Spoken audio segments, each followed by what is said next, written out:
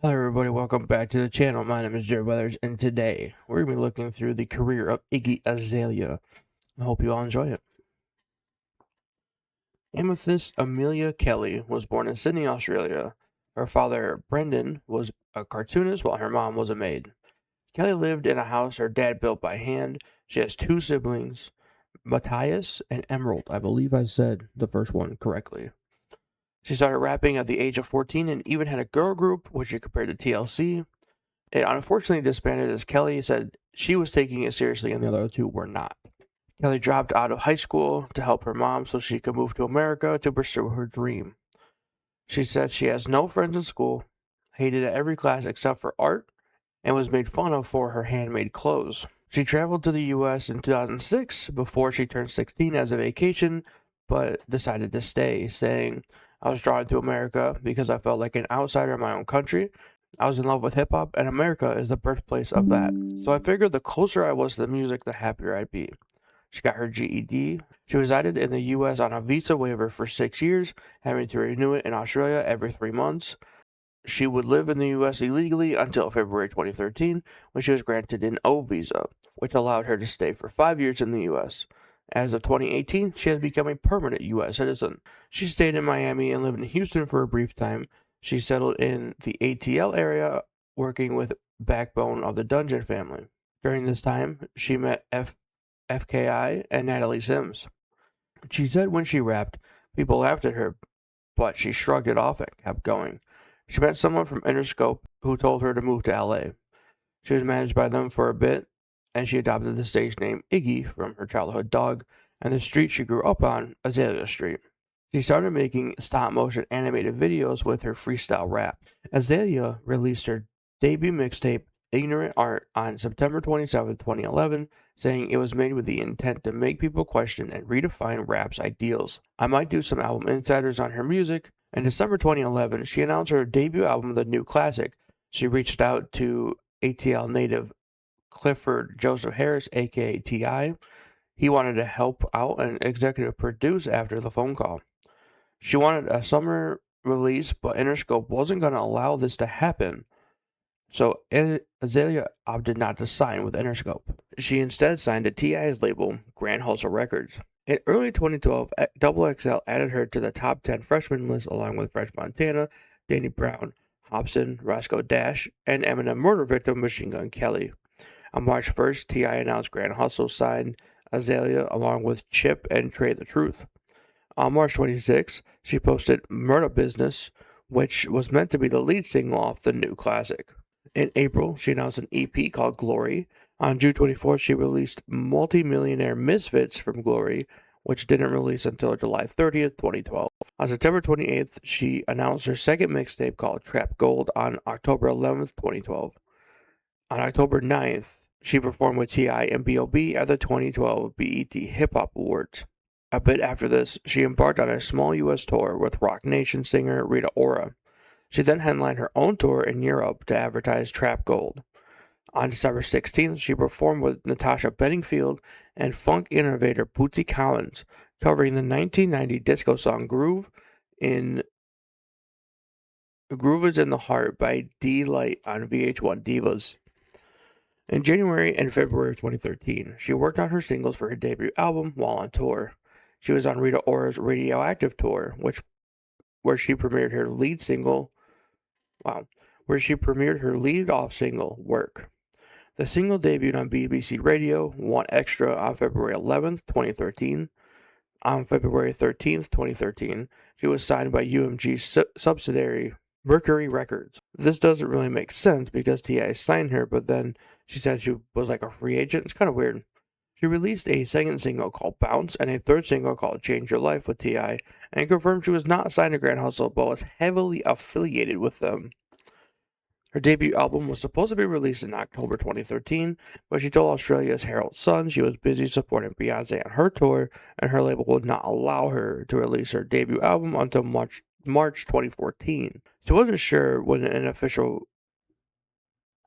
Hello, sorry to interrupt the video, but I have to tell you guys about something. Do you like super nice bedding stuff? Well, you'll love ProMed. ProMed offers premium silk bedding. 23mm silk pillowcases have been favored by hundreds of thousands of users, recognized by Good Housekeeping as best value, delivering skincare level comfort at fair prices, widely favored by silk enthusiasts. And if you want to get some nice stuff from Promi, definitely hit my link in the description. And you know, buy some stuff, dude. All right. I didn't really write a script for this segment, so I'm just kind of going offhand. But yeah, definitely buy some stuff. I mean, if you're into silk and you like premium bedding, all right. Link in the description, and see ya in a little bit. She wasn't sure on an official date though. In February 2014, she released her fourth single ahead of the album release called Fancy with up-and-coming British singer Charlie XCX. The music video released on March 4th, and it was inspired by the 1995 comedy Clueless. The new classic was released on April 21st, 2014. The album sold 52,000 copies in the US. She was featured on Ariana Grande's single Problem in April 2014. On June 24th, she featured Rita Ora on her song Black Widow on her album's fifth single. On October 25th, she was featured on SNL with Jim Carrey as host. She performed Black Widow and Beg for It. On November 21st, 2014, she released a reissue of the new classic, including... On November 21st, 2014, she released a reissue of the new classic called Reclassified, featuring 5 new songs. In January 2015, she announced she was working on her second album. She made her acting debut in April in Furious 7. In October 2015, revealed the title of her second album, Digital Distortion. She released Team, the lead single off her sophomore album. In March 2016, she started a production company and bought the rights to a couple books and video from her home country to rework a bit. She signed a deal to create original content for NBC Universal. In 2017, she announced she optioned the book Bad Girls Gone for a film, but nothing really happened. On June 12, 2016, she replaced Chris Isaak on The X Factor for Australia for its 8th season. She said she was delaying the release of her second album to 2017 after ending her engagement to Nick Young. She had to make more songs for her new Headspace. She released 2 singles, Mo Bounce and Switch, but later in 2017 she wasn't able to release new music as she signed with a new label. But later in 2017 she wasn't able to release new music as she signed with a new label. She released her 4th EP, Survive the Summer, which was supposed to be released in July, and actually released in August. She left Island Records by November.